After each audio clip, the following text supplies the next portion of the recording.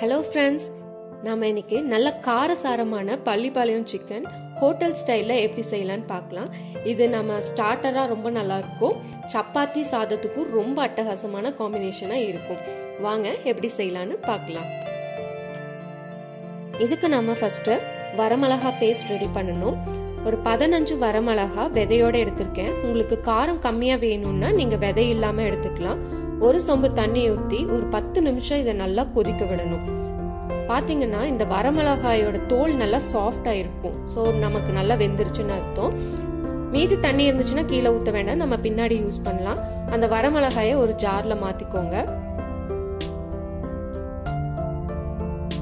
அது கூட ஒரு 15 பல்லு பூண்டு சேர்த்துட்டு இதை நல்லா நைஸா அரைச்சுக்கணும். பாருங்க, இந்த பதத்துல இருக்கணும், நல்லா நைஸா இருக்கணும் பேஸ்ட்.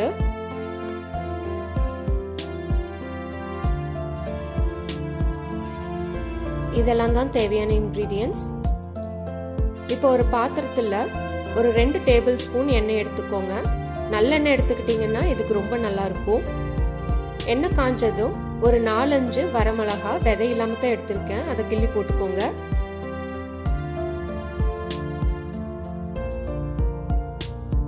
ஒரு 2 கொத்து கருவேப்பிலை, நல்ல ஃப்ரெஷ்ஷான கருவேப்பிலை எடுத்துக்கோங்க. ஒரு 10-15 பல்லு தேங்காய் நல்லா ஸ்லைஸா கட் பண்ணிக்கிட்டீங்கன்னா ரொம்ப நல்லா இருக்கும். அது ஃபர்ஸ்ட் நல்லா வணக்கிக்கணும். ஒரு 20 சின்ன வெங்காயம், ஒரு பெரிய வெங்காயம் நல்லா நைஸா பொடியா கட் பண்ணியிருக்கேன், அதையும் சேர்த்து வணக்கிக்கோங்க.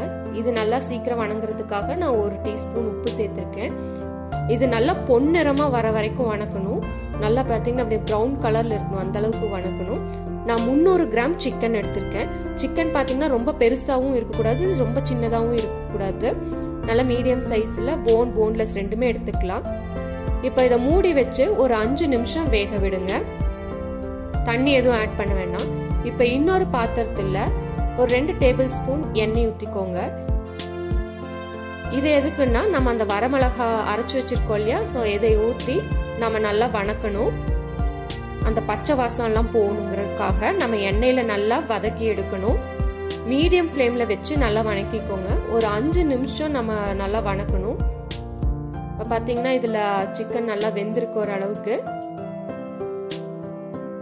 இதுல ஒரு தக்காளி ரஃபா கட் பண்ணா போதும், ரொம்ப பொடியா கட் பண்ணணும்னு அவசியம் இல்லை. மறுபடியும் மூடி வச்சு ஒரு 5 நிமிஷம் வேகட்டும். இப்ப பாத்தீங்கன்னா இங்க எண்ணெய் பிரிஞ்சு நமக்கு வரமிளகா பேஸ்ட் ரெடி ஆயிருக்கு. இதுல மசாலா ஆட் பண்ணிக்கலாம். 1/4 டீஸ்பூன் மஞ்சள் தூள், 1 டீஸ்பூன் வரமிளகாய் தூள்,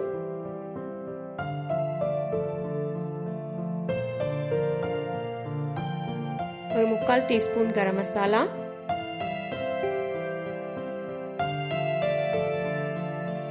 1/2 டீஸ்பூன் சீரகத்தூள் சேர்த்து நல்லா கலந்துக்கோங்க.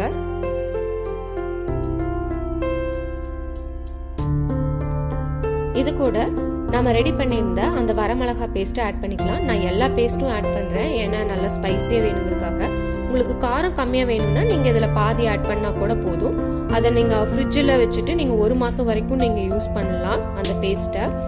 இப்போ இதை நல்லா கலந்துட்டு உங்களுக்கு வேணும்னா இது கூட எனக்கு கொஞ்சம் தண்ணி ஆட் பண்ணிக்கலாம். நான் அந்த வரமிளகா பேஸ்ட் செஞ்சோம் இல்லையா, அந்த தண்ணியவே நான் ஆட் பண்ணிக்கிறேன்.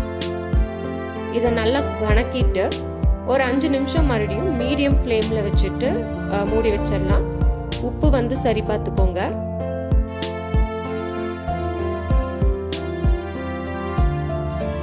இப்ப பாருங்க, எண்ணெய் பிரிஞ்சு கிரேவி சூப்பரா ரெடி ஆயிருக்கு. உங்களுக்கு இன்னும் நல்லா தண்ணியா வேணும்னு நினைச்சீங்கன்னா நீங்க இன்னும் கூட கொஞ்சம் தண்ணி ஆட் பண்ணி கிரேவி இன்னும் கொஞ்சம் லைட்டா வச்சுக்கலாம். இல்ல ட்ரையா வேணும்னு நினைச்சீங்கன்னா இன்னும் கொஞ்சம் நேரம் வேக வச்சு ட்ரை பண்ணிக்கலாம்.